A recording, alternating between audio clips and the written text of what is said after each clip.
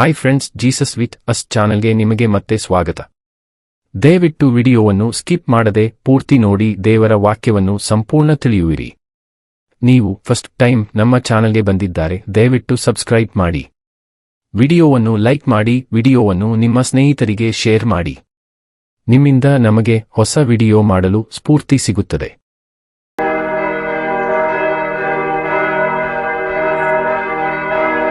ಎಸ್ತೇರಳು ಅಧ್ಯಾಯ 5. ಎಸ್ತೇರಳು ಅರಸನ ದಯೆಗೆ ಪಾತ್ರಳಾಗಿ ಅವನನ್ನು ಹಾಮಾನನನ್ನು ಔತಣಕ್ಕೆ ಕರೆಸಿದ್ದು.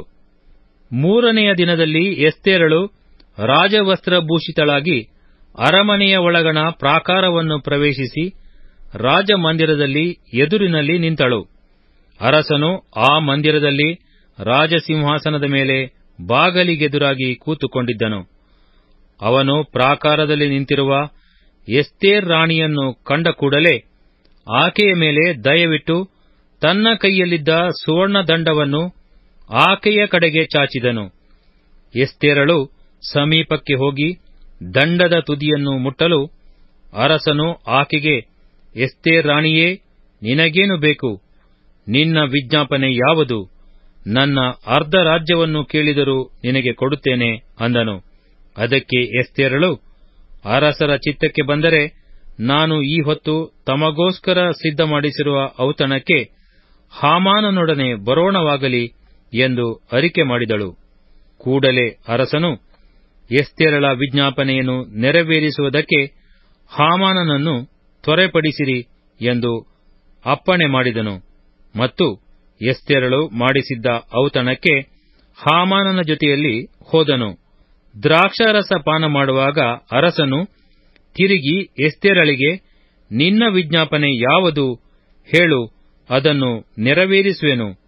ನೀನು ನನ್ನ ಅರ್ಧ ರಾಜ್ಯವನ್ನು ಕೇಳಿಕೊಂಡರೂ ಸರಿಯೇ, ಅದನ್ನು ನಿನಗೆ ಕೊಡುವೆನು ಅನ್ನಲು ಎಸ್ತೇರಳು, ಅರಸರು ನನ್ನ ಮೇಲೆ ಕಟಾಕ್ಷವಿಟ್ಟು ನಾನು ಕೇಳುವುದನ್ನು ಕೊಡುವುದಕ್ಕೂ ನನ್ನ ವಿಜ್ಞಾಪನೆಯನ್ನು ನೆರವೇರಿಸುವುದಕ್ಕೂ ಮನಸ್ಸುಳ್ಳವರಾಗಿದ್ದರೆ ನಾನು ತಮಗೋಸ್ಕರ ಸಿದ್ಧಮಾಡಿಸುವ ಔತಣಕ್ಕೆ ನಾಳೆಯೂ ಹಾಮಾನನ ಜೊತೆಯಲ್ಲಿ ಬರೋಣವಾಗಲಿ.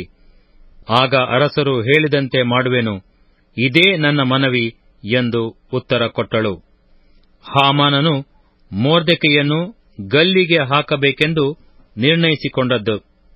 ಆ ದಿನ ಹಾಮಾನನು ಆನಂದ ಲಹರಿಯಲ್ಲಿ ಮನೆಗೆ ಹೋಗುತ್ತಿರುವಾಗ ಮೊರ್ದೆಕೈಯು ತನಗೆ ಭಯಪಡದೆ ತನ್ನ ಮುಂದೆ ಏಳದೆ ಅರಮನೆಯ ಹೆಬ್ಬಾಗಿಲಿನಲ್ಲಿ ಕೂತಿರುವುದನ್ನು ಕಂಡು ಅವನ ಮೇಲೆ ಕೋಪಭರಿತನಾದನು. ಆದರೂ ತನ್ನನ್ನು ಬಿಗಿ ಹಿಡಿದುಕೊಂಡು ಮನೆಗೆ ಹೋಗಿ ತನ್ನ ಆಪ್ತರನ್ನೂ ಪತ್ನಿಯಾದ ಜೆರೆಷಳನ್ನು ಕರೆಸಿ ಅವರ ಮುಂದೆ ತನ್ನ ಘನೈಶ್ವರ್ಯಗಳನ್ನು ಪುತ್ರಲಾಭಾತಿಶಯವನ್ನೂ ಅರಸನು ತನ್ನನ್ನು ಸನ್ಮಾನಿಸಿ ಎಲ್ಲಾ ಸರದಾರರಲ್ಲಿಯೂ ರಾಜಸೇವಕರಲ್ಲಿಯೂ ತನಗೆ ಶ್ರೇಷ್ಠ ಸ್ಥಾನವನ್ನು ಅನುಗ್ರಹಿಸಿದ್ದನ್ನು ವರ್ಣಿಸಿದ ಮೇಲೆ, ಅಹಹ, ಎಸ್ತೇರ್ ರಾಣಿಯು ತಾನು ಸಿದ್ಧಮಾಡಿದ ಔತಣಕ್ಕೆ ಅರಸನ ಜೊತೆಯಲ್ಲಿ ನನ್ನನ್ನು ಹೊರತಾಗಿ ಇನ್ನಾರನ್ನೂ ಕರೆಸಲಿಲ್ಲ. ನಾಳೆಯೂ ಅರಸನ ಜೊತೆಯಲ್ಲಿ ಬರಬೇಕೆಂದು ನನಗೆ ಹೇಳಿದ್ದಾಳೆ. ಆದರೂ ಮೊರ್ದೆಕೈ ಎಂಬ ಯೆಹೂದ್ಯನು ಅರಮನೆಯ ಬಾಗಲಿನಲ್ಲಿ ನನ್ನ ಕಣ್ಣ ಮುಂದೆ ಕೂತಿರುವವರೆಗೂ ಇದೆಲ್ಲದರಿಂದಲೂ ನನಗೆ ತೃಪ್ತಿಯಾಗುವುದಿಲ್ಲ ಅಂದನು. ಅದಕ್ಕೆ ಅವನ ಪತ್ನಿಯಾದ ಜೆರೆಷಳು ಅವನ ಎಲ್ಲಾ ಆಪ್ತರು 50 ಮೊಳ ಎತ್ತರವಾದ ಒಂದು ಗಲ್ಲು ಮರವನ್ನು ಸಿದ್ಧಮಾಡಿಸಿ ನಾಳೆ ಅರಸನ ಅಪ್ಪಣೆಯನ್ನು ಪಡಕೊಂಡು ಮೊರ್ದೆಕೈಯನ್ನು ಅದಕ್ಕೆ ನೇತು ಹಾಕಿಸಬೇಕು. ಆಮೇಲೆ ನೀನು ಸಂತೋಷದಿಂದ ಅರಸನ ಜೊತೆಯಲ್ಲಿ ಔತಣಕ್ಕೆ ಹೋಗಬಹುದು ಎಂದು ಹೇಳಿದರು. ಹಾಮಾನನು ಈ ಮಾತಿಗೆ ಮೆಚ್ಚಿ ಗಲ್ಲು ಮರವನ್ನು ಸಿದ್ಧ ಮಾಡಿಸಿದನು. ಎಸ್ತೇರಳು ಅಧ್ಯಾಯ 6. ಮೊರ್ದೆಕೈಗೆ ಅರಸನಿಂದ ಮಹಾ ಘನವುಂಟಾದದ್ದು. ಆ ರಾತ್ರಿಯಲ್ಲಿ ಅರಸನಿಗೆ ನಿದ್ರೆ ಬರಲಿಲ್ಲ. ಆದದರಿಂದ ಸ್ಮರಿಸತಕ್ಕ ಪೂರ್ವವೃತ್ತಾಂತಗಳ ಗ್ರಂಥವನ್ನು ಅವನು ತರಿಸಿ ಪಾರಾಯಣ ಮಾಡಿಸುತ್ತಿರುವಾಗ ಅಹಷ್ವೇರೋಷ್ ರಾಜನನ್ನು ಕೊಲ್ಲಬೇಕೆಂದು ದ್ವಾರಪಾಲಕರಾದ ಬಿಗೆತಾನ್, ತೆರೆಷ್ ಎಂಬಿಬ್ಬರು ರಾಜಕಂಚುಕಿಗಳು ಒಳಸಂಚು ಮಾಡಿದ ಸಂಗತಿಯೂ ಅದು ಮೊರ್ದೆಕೈಯ ಮುಖಾಂತರ ಬಯಲಿಗೆ ಬಂದ ಸಂಗತಿಯು ಅದರಲ್ಲಿ ಸಿಕ್ಕಿದವು. ಆಗ ಅರಸನು ಇದಕ್ಕಾಗಿ ಮೊರ್ದೆಕೈಗೆ ಯಾವ ಸ್ಥಾನಮಾನಗಳು ದೊರಕಿದವೆಂದು ವಿಚಾರಿಸಿದಾಗ ಅವನ ಸಾನ್ನಿಧ್ಯ ಸೇವಕರಾದ ಪರಿವಾರದವರು ಏನೂ ದೊರಕಲಿಲ್ಲ ಎಂದು ಹೇಳಿದರು. ಅರಸನು ಪ್ರಾಕಾರದಲ್ಲಿ ಯಾರಿದ್ದಾರೆ ಎಂದು ಕೇಳಿದನು. ಅಷ್ಟರಲ್ಲಿ ಹಾಮಾನನೇ ತಾನು ಸಿದ್ಧ ಮಾಡಿಸಿದ ಗಲ್ಲಿಗೆ ಮೊರ್ದೆಕೈಯನ್ನು ನೇತು ಹಾಕಿಸುವುದಕ್ಕೆ ಅರಸನ ಅಪ್ಪಣೆ ಪಡಕೊಳ್ಳಬೇಕೆಂದು ಅರಮನೆಯ ಹೊರಗಣ ಪ್ರಾಕಾರದಲ್ಲಿ ಬಂದಿದ್ದನು. ಆದದರಿಂದ ರಾಜಸೇವಕರು, ಇಗೋ, ಪ್ರಾಕಾರದಲ್ಲಿ ಹಾಮಾನನಿರುತ್ತಾನೆ ಎಂದು ಬಿನ್ನವಿಸಿದರು. ಆಗ ಅರಸನು, ಅವನು ಒಳಗೆ ಬರಲಿ ಎಂದನು.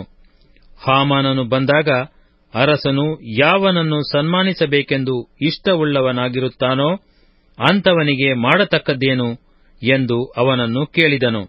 ಹಾಮಾನನು, ಅರಸನು ನನ್ನನ್ನಲ್ಲದೆ ಇನ್ನಾರನ್ನು ಸನ್ಮಾನಿಸುವುದಕ್ಕೆ ಇಷ್ಟವುಳ್ಳವನಾಗಿರುವನು ಅಂದುಕೊಂಡು ಅರಸನಿಗೆ ಒಬ್ಬನನ್ನು ಸನ್ಮಾನಿಸಬೇಕೆಂದು ಅರಸನಿಗೆ ಇಷ್ಟವಿದ್ದರೆ ತಾನು ಧರಿಸಿಕೊಳ್ಳುವ ರಾಜವಸ್ತ್ರಗಳನ್ನು, ಸವಾರಿ ಮಾಡುವ ಪಟ್ಟದ ಕುದುರೆಯನ್ನು ತರಿಸಿ ಆ ವಸ್ತ್ರಗಳನ್ನು, ಕುದುರೆಯನ್ನು ಪ್ರಧಾನರಾದ ಅರಸನ ಸರದಾರರಲ್ಲೊಬ್ಬನ ವಶಕ್ಕೆ ಕೊಟ್ಟು ಅರಸನು ಸನ್ಮಾನಿಸಬೇಕೆಂದಿರುವ ಪುರುಷನಿಗೆ ಆ ರಾಜವಸ್ತ್ರಗಳನ್ನು ಧಾರಣೆ ಮಾಡಿಸಿ ಅವನನ್ನು ಆ ಕುದುರೆಯ ಮೇಲೆ ಕುಳ್ಳಿರಿಸಿ ಪಟ್ಟಣದ ಮಧ್ಯದಲ್ಲಿ ಮೆರವಣಿಗೆ ಮಾಡಿಸುತ್ತಾ ಅವನ ಮುಂದೆ ಅರಸನು ಸನ್ಮಾನಿಸಬೇಕೆಂದಿರುವವನನ್ನು ಗೌರವಿಸುವ ರೀತಿಯು ಇದೇ ಎಂದು ಪ್ರಕಟಣೆ ಮಾಡಿಸಬೇಕು ಎಂದು ಹೇಳಿದನು.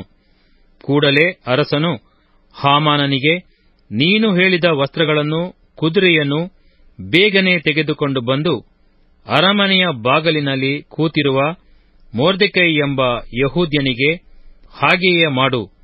ನೀನು ಹೇಳಿದವುಗಳಲ್ಲಿ ಒಂದನ್ನೂ ನೆರವೇರಿಸದೆ ಬಿಡಬೇಡ ಎಂದು ಅಪ್ಪಣೆ ಮಾಡಿದನು.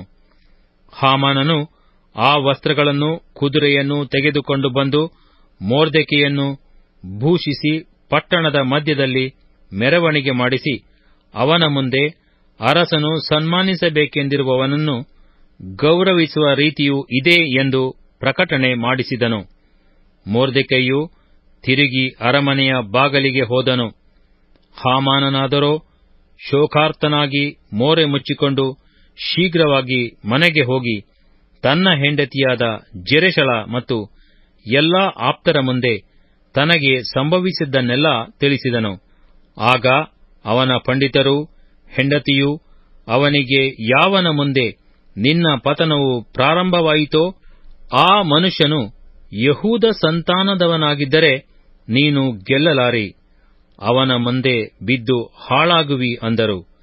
ಅವರು ಇನ್ನೂ ಅವನೊಡನೆ ಮಾತಾಡುತ್ತಿರುವಾಗಲೇ ರಾಜಕಂಚುಕಿಗಳು ಬಂದು ಎಸ್ತೇರಳು ಮಾಡಿಸಿರುವ ಔತಣಕ್ಕೆ ಬೇಗ ಬರಬೇಕೆಂದು ಹಾಮಾನನನ್ನು ಕರೆದರು.